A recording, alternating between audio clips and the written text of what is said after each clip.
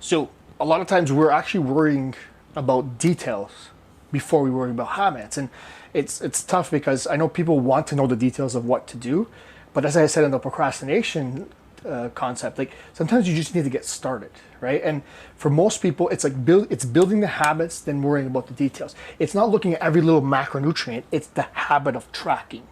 It's not looking at what your heart rate is when you're working out. It's spending the 40 minutes actually moving. It's the habit of doing it before it's the details of it.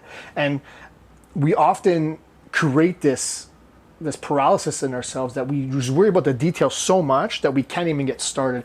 We can't build the habit because we're worried about these little details.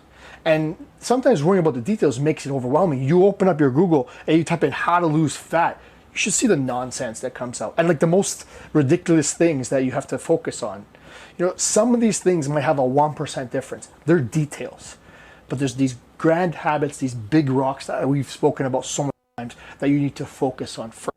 So you need to build up habits before you focus on details. So as I said, let's say if it's physical activity, it's the habit of getting active every day. Even if it's 10 minutes at a time, even if it's just starting with steps, it's something. And oftentimes it's awareness of the habit as you build the habit. And then down the road, measure your heart rate, measure how many strides per minute, measure the amount of flights. The details, those will come when it's time to come. But right now, when you're starting, it's just a habit of getting started. Same thing with tracking, loading it in your app, doing some form of journaling where you know what you're eating, taking photos of what you're eating, just starting with that habit, becoming aware first, then building the habits with the skills, and then worry about what macronutrients you should be having, how much protein, what time of day you should be eating, all that kind of stuff. Same thing with sleep. Like, first of all, have a wind down routine, get in the habit of going to bed at the same time all the time. Then worry about these little things, the temperature, the sound, all that stuff that might be keeping you awake. But for most people, the trouble with sleeping is the lack of habit, the lack of continuity with going to bed, because sometimes maybe for 5 days of the week it's a certain time, and on the weekend it's like a totally different time of day that they're going to sleep.